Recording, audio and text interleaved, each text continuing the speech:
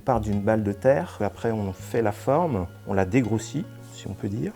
Après on attend que ça sèche et après on l'affine.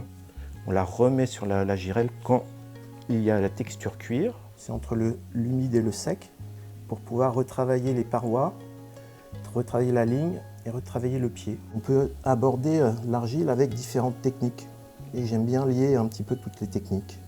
Ces petits copeaux, on va pouvoir les mettre dans un seau et les réhumidifier après, une fois que le seau est plein, et réutiliser la terre. On recycle tout, c'est assez génial.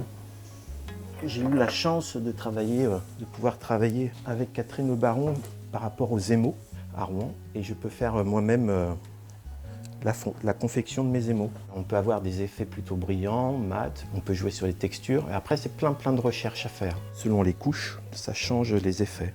Là il y a une couche, 2 couches, 3 couches. C'est en fait infini, c'est un travail infini. Et tout ça c'est très agréable. Le travail des sens, j'ai essayé de travailler quand j'étais éducateur spécialisé. Et au bout de 23 ans, j'ai eu besoin de passer à autre chose.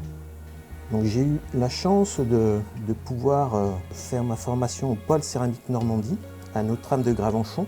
C'était vraiment génial. Pendant 15 mois, on a pu aborder toutes les techniques de la céramique, autant le travail de la terre que le travail des décors. J'ai eu mon CAP tournage et mon CAP décor. Et à la suite de ça, je me suis installé à Dieppe pour créer un atelier boutique dans le centre de Dieppe. Esther, mon épouse, qui a fait les beaux-arts à Séville, et donc je travaille beaucoup en collaboration sur certaines pièces. Et donc là, le logo, c'est une chose qu'on a travaillé ensemble. Ce projet est important que les personnes que je tiens m'accompagnent. Et là, c'est comment dire, l'année de naissance de mon père.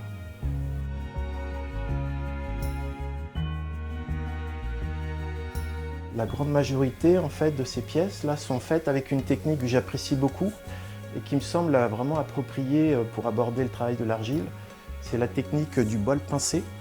Donc on part d'une balle, on la perce et on pince.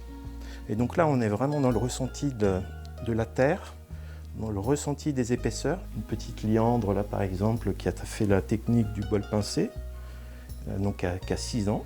Avec des petits dessins, donc elle va se graffiter, donc on incise la terre. Puis là, une autre technique, donc la technique du kurinuki, comme on appelle. Souvent, c'est soit des mamans qui offrent ça à leurs enfants pour faire découvrir ce monde de l'argile.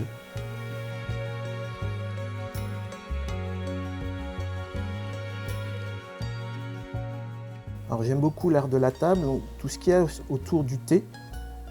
J'aime énormément le thé, et particulièrement le thé vert, et thé vert chinois et thé vert japonais. Donc j'essaie de faire les théières, les tasses, les bols, les plateaux, puis avec des petits vases.